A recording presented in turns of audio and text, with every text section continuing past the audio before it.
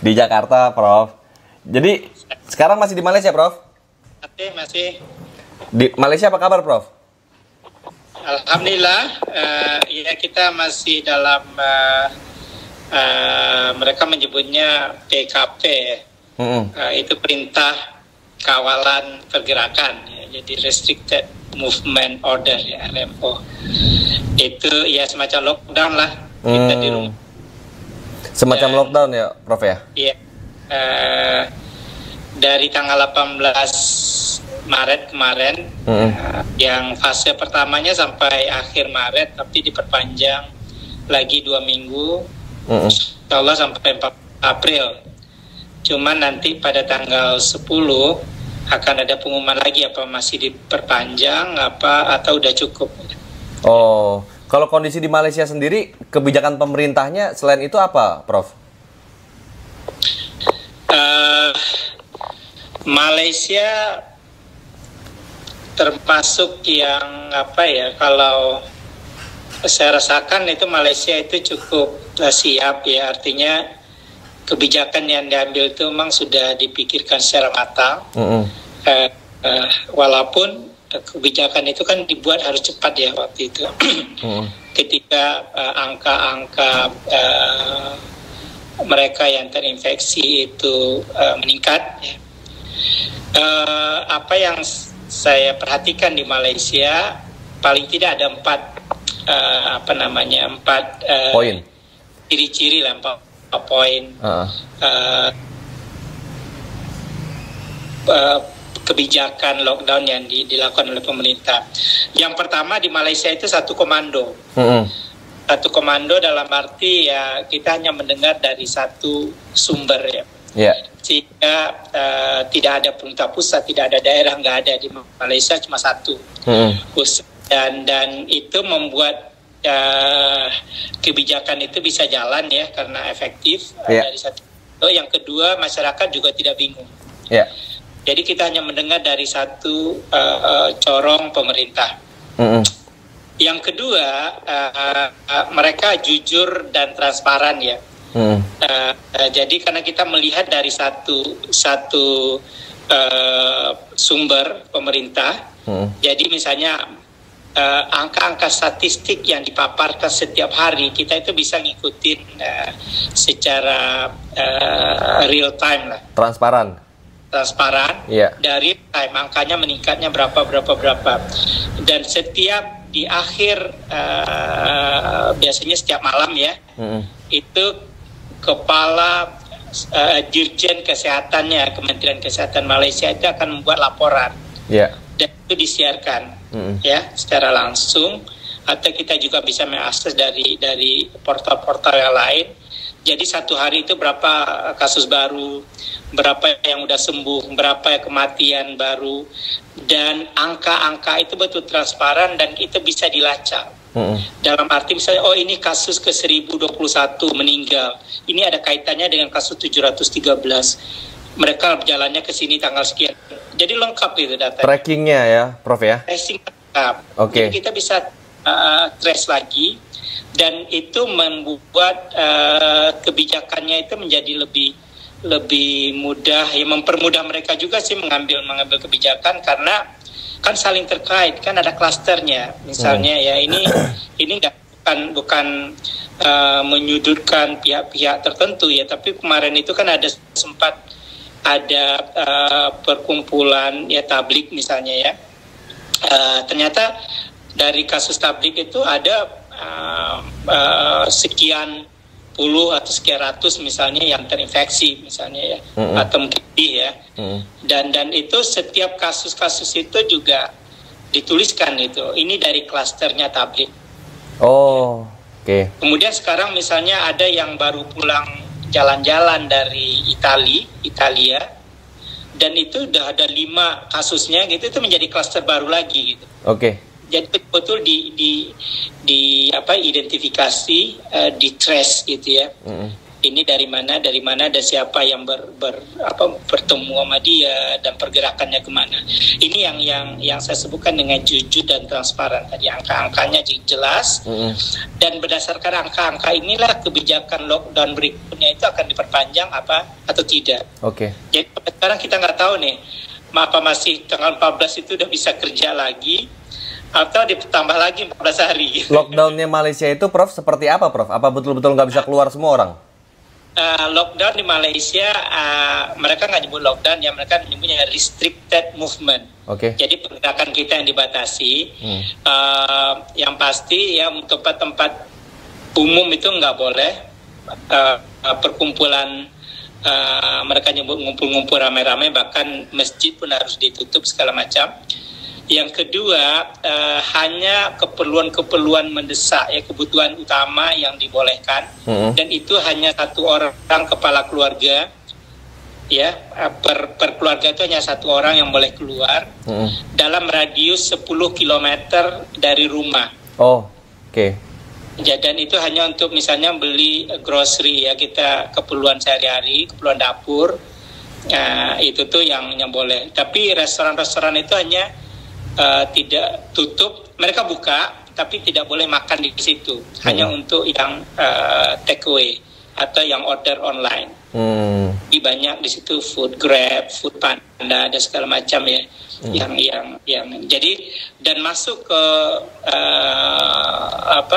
tempat-tempat beli bahan-bahan makanan tadi, supermarket itu kan juga jelas diatur ya per berapa ya, 2 meter jaraknya gitu, dan cek dulu segala macam. Itu hal-hal semikian yang dilakukan, ya hanya 1 orang per kepala keluarga yang tadi sungguh pun ada lockdown dan segala macam ya. Ciri ketiga yang saya bisa lihat di sini adalah adanya jaminan kecukupan makanan dan kebutuhan dasar ya. Hampir tidak adalah kita mendengar orang kekurangan makanan ya, kekurangan makanan. Bahkan mahasiswa yang terpaksa tinggal di asrama dan sudah tidak bisa keluar, itu disediakan makanan. Ya. Dan ini bukan hanya tugas dari pemerintah. Disediakan oleh pemerintah? Ya. Wow. Jadi makanan ya. Dan ada juga sekarang NGO juga banyak bekerja sama ya. Untuk memberi bantuan makanan dan lain sebagainya. Jadi tidak membuat orang itu tidak ada jaminan gitu. Supermarketnya itu pasti ada makanan gitu. Walaupun mungkin item-item tertentu ya agak susah ya, karena orang borong ya. Misalnya roti untuk sarapan misalnya itu tapi tidak ada kelangkaan bahan pokok di Malaysia. Kelangkaan bahan pokok hampir tidak ada lah. Tidak, artinya kita belanja itu ya seperti biasa. Prof, kan gini Prof, kalau misalnya kondisi lockdown itu kan biasanya diimbangi dengan orang-orang pekerja sektor informal itu jadi nggak bekerja ya, otomatis penghasilan mereka nggak ada, itu kan Prof. Nah itu pemerintah ada semacam kayak tunjangan ke mereka nggak, atau ke seluruh rakyatnya? Iya, betul. Jadi kebijakan PKP tadi, Perintah Kawalan Pergerakan di Malaysia ini, dia berbarengan dengan kebijakan, mereka menyebutnya kebijakan prihatin Malaysia 2020, atau sebenarnya ini lebih kurang paket insentif ekonomi di waktu COVID-19. Mereka itu mengalokasikan sekitar 250 miliar ringgit ya. Itu sekitar kalau dikalkulasi tadi 3.300, kurs Malaysia sekarang itu lebih kurang 825 triliun. 825 triliun? 5 triliun ya. Masya Allah. Sekitar 500 juta ringgit ya, 500 juta ringgit itu sekitar 16,5 triliun itu untuk kesehatannya, Kemenkesnya. Pembelian APD, pembelian ventilator baru dan segala macam ya. Perdana Menteri waktu itu menyebutkan. Jadi tenaga medis nggak ada kekurangan APD di sana? Tetap ada. Kalau teman saya wartawan, ada wartawan Indonesia di sini menyebutnya fasilitas kesehatan di Malaysia ini cukup. Jadi artinya pusat-pusat isolasi itu menyediakan kelengkapan yang cukup. Artinya kalau kita tiba-tiba harus masuk ruang ward isolasi itu nggak pernah kekurangan gitu. Oke. Artinya nggak perlu antri, nggak perlu antri. Iya. Ya, sungguh demikian tetap ada ya kelangkaan item-item tertentu APD itu ada, sehingga ini peluang dari untuk NGO juga berkontribusi ya. Kayak kemarin kampus kita juga menyerahkan buat sendiri baju proteksi ya, dan kita menyerahkan ke rumah-rumah sakit misalnya. Tetap ada, tapi secara umum mereka memperuntukkan alokasi yang cukup besar. Jadi alokasi yang 825 triliun tadi itu bukan hanya untuk sektor kesehatan, tapi itu sektor real, langsung ke masyarakat juga ya. Misalnya, ini saya sebutkan di sini, ada insentif untuk rumah tangga. Oke. Insentif untuk rumah tangga yang pendapatannya di bawah 4.000 sebulan. 4.000 itu kan sekitar 12 juta lebih ya. Iya. Sekitar 12 juta. Kalau mereka pendapatan per rumah tangganya di bawah itu, sekarang mungkin udah 14 juta lah, mungkin karena 3,3. Iya. Kalau pendapatan per keluarganya sebulan di bawah itu, mereka akan dapat insentif sekitar 6 juta ringgit. Hah? 6 juta ringgit? 6 juta rupiah. 6 juta rupiah? Ya. Oke. Jadi sekitar 1.600. Per bulan dikirim pemerintah? Itu mulainya April. Oh. Ke semua rakyatnya itu, Prof? Ke semua rakyat Malaysia? Iya, semua rakyat Malaysia. Bagaimana kalau ada warga Indonesia juga di sana juga dikirim? Warga Indonesia saya tidak melihat, kalau saya baca aturannya itu nggak melihat itu menyangkut orang asing gitu ya. Oke, intinya rakyatnya dulu ya. Tapi, ya, ini yang saya lihat yang aturan yang di Malaysia tadi itu untuk warga negara Malaysia, karena waktu kita online mengklaim duit tadi, dia minta nomor KTP. Oh. Dia minta KTP dan lengkap di situ kan, dia ambil data dari data pajak kita ya. Iya. Data pajak. Jadi itu pendapatannya berapa, jadi nggak bisa bohong-bohong ya orang. Karena beda, yang pendapatannya 4.000 sampai 8.000. Nah, itu cuma separohnya dapat. 800 ringgit. Iya. Sekitar 3 jutaan ya. Oke. Nah, ini yang pertama. Yang kedua, ada allowance atau tunjangan untuk pekerja tentara, custom, dan segala macam yang terpaksa harus kerja ekstra ya. Kita coba lagi nih, baca lagi nih. Ada lagi allowance khas sebulan 600 ringgit, sekitar 2 juta untuk dokter dan para medis. Oh, tambahannya, tambahan ini selama masa lockdown ini. Tentara, polisi, tenaga medis gitu ya? Iya. Oh, ada tambahan juga. Sukarelawan juga ada, kan ada yang termasuk sukarelawan juga? Iya, karena di sini disebut kalau sukarelawan, polis, rela, ini sukarelawan ya, yang kayak di kita satpam dan segala macam, dapat 200 ringgit ya, 600. Oh, termasuk security itu, Prof? Iya, ini. Oh. Kalau ya. Kemudian ada lagi misalnya ada moratorium ya, apa yang pembayaran ke bank itu ditangguhkan 6 bulan. Oh ya? Kreditnya? Iya, kredit. Semua kredit? Otomatis. Dan itu dijamin oleh pemerintah. Oke. Jadi kita otomatis selama 6 bulan ini nggak ada tagihan bill. Dari misalnya kredit rumah, kredit kendaraan ya. Itu otomatis itu mendapat semua orang. Karena bank mungkin nggak bisa membedakan lokal apa internasional ya, orang asing. Jadi mungkin semua nasabahnya langsung mereka 6 bulan kita bahannya bayar nanti. Artinya kalau kita nggak bayar dan 6 bulan ini nggak masalah. Biasa kalau nggak bayar 1 bulan udah ditagih ya. Jadi nggak bayar itu nggak masalah. Artinya kita dilewatkan 6 bulan pembayarannya. Ditangguhkan ya, Om ya? Ditangguhkan 6 bulan. Kemudian juga asuransi, terutama asuransi kesehatan. Itu nggak bayar 3 bulan. Oh ya? Iya. Oh. Itu dijamin oleh pemerintah. Ini ada di asuransi kesehatan walaupun yang swasta juga? Iya, swasta. Jadi swasta akan menghubungi kita. Kita nggak bayar premium 3 bulan tetap dapat jaminan. Oke. Ya, jadi ini banyak nih ini paketnya itu saya banyak banget ya, sehingga memang ada paket prihatin untuk yang masih individu yang masih single ya. Saya baca di sini nih. Jadi yang jomblo-jomblo pun juga dapat tunjangan. Ya. Itu sekitar berapa kalau yang jomblo-jomblo itu, Prof? Jomblo di sini dapatnya Rp250 kepada individu bujang berusia 1 tahun ke atas katanya. Oh, oke. Okay. Karena apa? Karena mereka banyak yang nggak bisa bekerja ya. Iya. Ya karena kondisi seperti ini gimana mau kerja kan, Prof? Kan harus di rumah. Iya, makanya ini yang kadang-kadang mereka bisa dapat dari berbagai ini ya. Jadi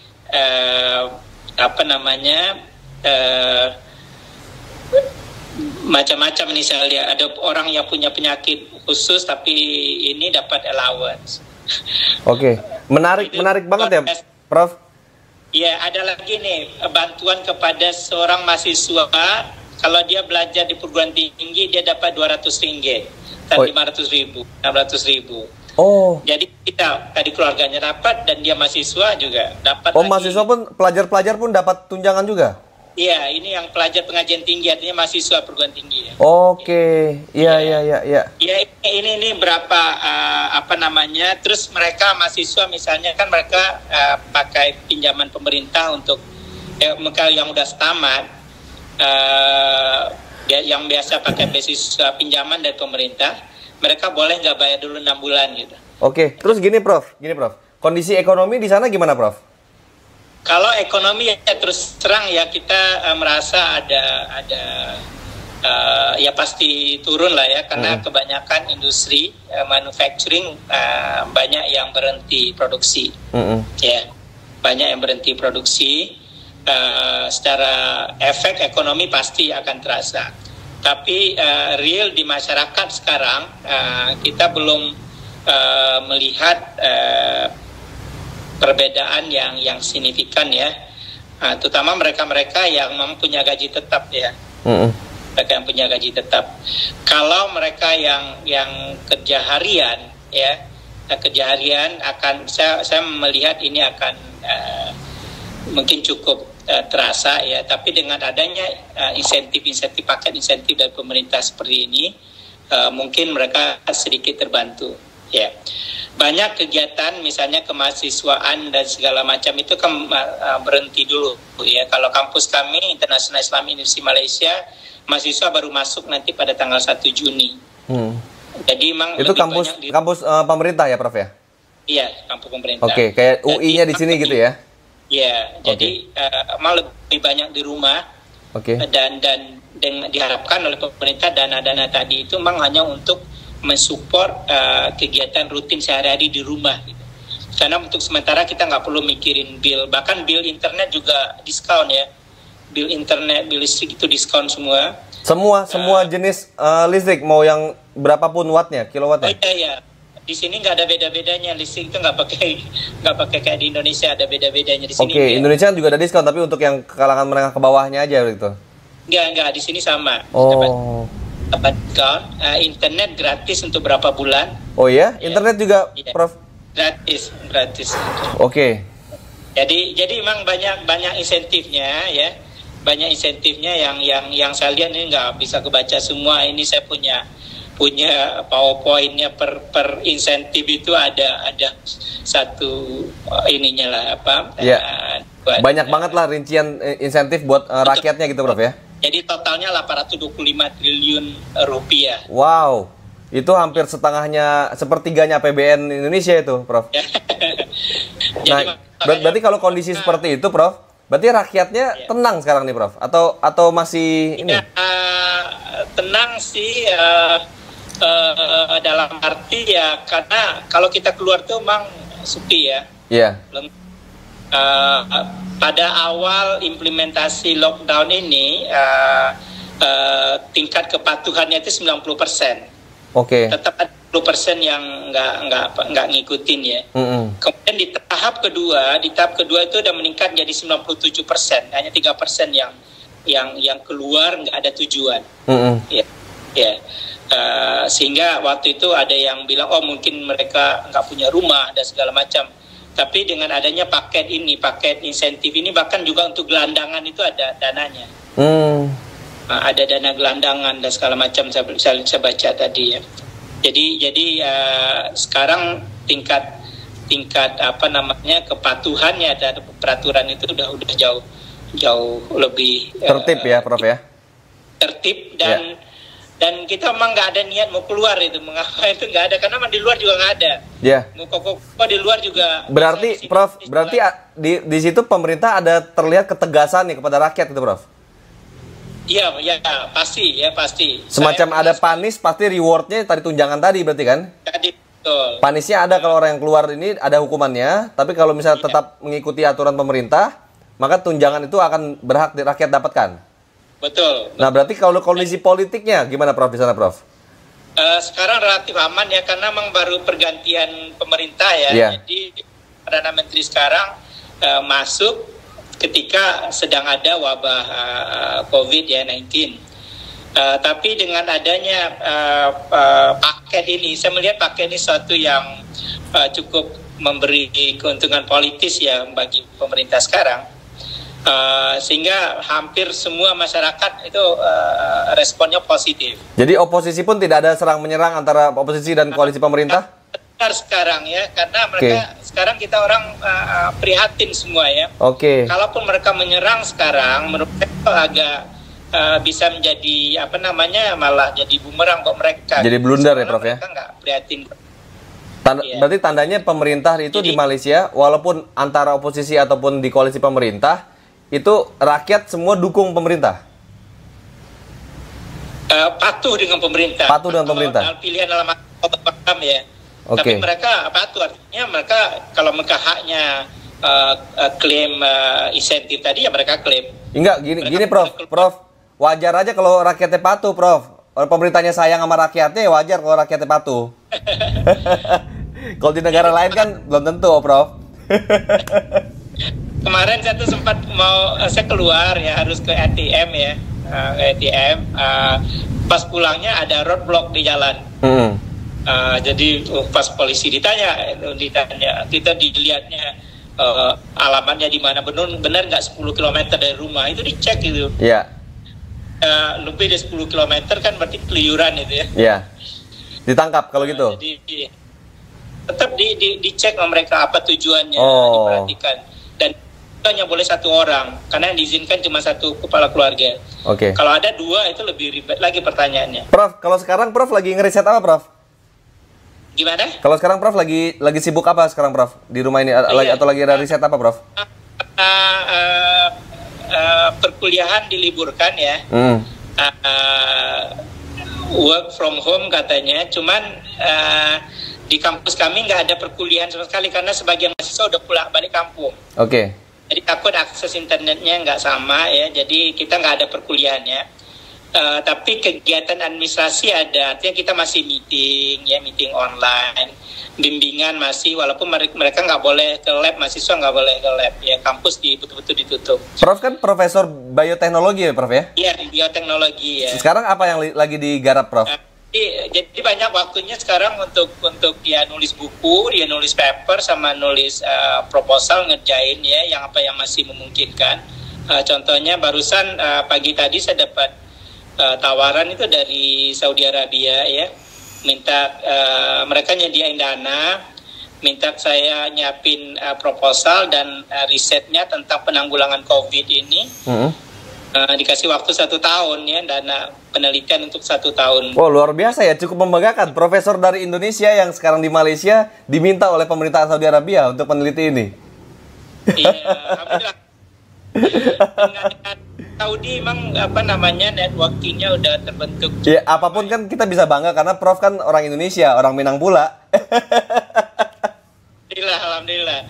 Iya. Kita melihatnya dari aspek kemanusiaan ya. Karena saya sendiri juga bikin proposal 1 hari kan hampir nggak mungkin ya, dari subuh dan malam baru submit. Jadi Arab Saudi minta tolong kepada Prof untuk meneliti bagaimana cara menanggulangi COVID. Iya, salah satunya ya. Mungkin luar biasa, bangga banget. Ya tetap ya ada rasa ya mungkin merasa sedikit dihargai ya, karena Ini yang kayak gini-gini, Prof. Yang kayak gini-gini harusnya pemerintah Indonesia lebih perhatian nih orang-orang Indonesia kayak begini. Kok malah pemerintah Arab Saudi lebih perhatian sama Prof nih? Ya, ya itu no comment lah ya. Dipakai di Malaysia, terus diminta tolong sama pemerintah Arab Saudi, sama Indonesia dibiarin aja. Kita siap dalam arti bahwa memang kalau menurut saya ini dari perspektif akademis ya, perspektif saintifik, dalam keadaan wabah, pengambil kebijakan seharusnya memang banyak yang berlatar akademik seharusnya. Jadi lepaskan ya politiknya. Ya, lepaskan semua masalah politik, semua kita harus kerjasama semua, dan menurut saya itu yang paling harus banyak didengar itu adalah saran-saran daripada saintis. Ya, misalnya kebijakannya berapa hari yang harusnya di restricted dan segala macam itu kan hanya orang-orang betul-betul memahami apa itu virus, apa itu wabah, gimana penanggulangannya, itu kan nggak bisa dibuat secara kebijakan politis semata. Ini Prof, ini menarik banget diskusi tentang Malaysia ini, Prof. Tapi saya lebih tertarik nanti nyambung lagi mungkin pembicaraan selanjutnya di komunikasi kita selanjutnya mengenai menurut Prof tadi yang ditugaskan oleh pemerintah Arab Saudi untuk bagaimana cara mengatasi COVID ini. Mungkin Prof bisa kasih bocoran dikit-dikit ntar, Prof ya. Bisanya ya, sebisanya. Kan kalau Indonesia butuh kan Prof harus turun balik lagi Indonesia lagi dong. Siap. Prof, terima kasih banyak, Prof. Salam buat keluarga, Prof. Di Malaysia, Prof. Assalamualaikum. Waalaikumsalam warahmatullahi wabarakatuh.